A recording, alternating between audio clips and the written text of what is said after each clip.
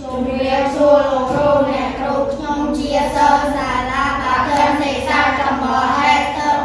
ស្រុកពួកខេត្តសៀមរាបមុននឹងចូលដល់បញ្ហាប្រឈមដែលក្រុមពួកយើងលើកមកដោះស្រាយបន្តិចទៀតនេះខ្ញុំសូមណែនាំខ្លួនជំរាបសួរលោកគ្រូអ្នកគ្រូខ្ញុំបាទឈ្មោះថតតារាអាយុ11ឆ្នាំជាសិស្សថ្នាក់ទី6នៅសាលាបឋមសិក្សាចំបហេតុជំរាបសួរបាទខ្ញុំមកខា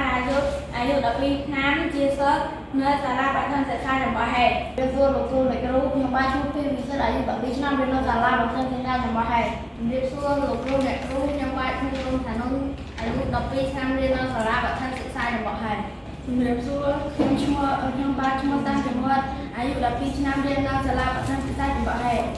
ថ្ងៃនេះដែរក្រុមរបស់ពួកខ្ញុំនឹងលើកបញ្ហាប្រឈមទីតាំងតំបន់ទេសចរណ៍ទាំង3ក្នុងខេត្តសៀមរាបដោយសារតែទីតាំងតំបន់ទេសចរណ៍សុទ្ធហេតុពីទីរួមខេត្តនិងភ្ញៀវដែលមិនទាន់ក៏មួយចំនួនតូចដែលមិនទាន់ស្គាល់ច្បាស់ពីអត្ថន័យឥឡូវនេះទើបក្រុមខ្ញុំបានសម្រេចចិត្តបង្កើតអេបទូមួយក្នុងកម្មវិធី Skype ដើម្បីដោះស្រាយបញ្ហាប្រឈមដូចជារៀបរាប់ពីទីតាំងភូមិសាស្ត្រនិងអត្ថន័យនៃទីតាំងនីមួយៗដូចជា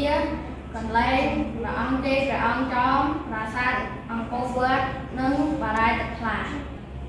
ជារួមអេបដែលក្រុមខ្ញុំបានបង្កើតអាចជួយទៅដល់អ្នកប្រើប្រាស់ដើម្បីស្វែងរកទីតាំងទេសចរណ៍ទាំង3នោះក្រុមយើងខ្ញុំ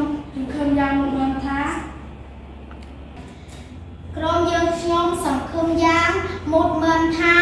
អេបដែលពួកយើងខ្ញុំបានបង្កើតអាចស្វែងរកនិងជាជំនួយក្នុងការស្វែងរកទីតាំងនិងជួយលើកស្ទួយតំបន់ទេសចរណ៍ទាំង3ក្នុងខេត្តសៀមរាបទីបញ្ចប់ក្រុមរបស់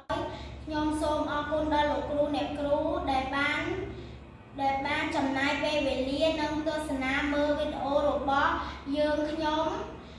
នឹងមានកំហុសខុសឆ្គងត្រង់ណាសូមមេត្តាខន្តីអភ័យទោសសូមអរគុណសូមជម្រាបលា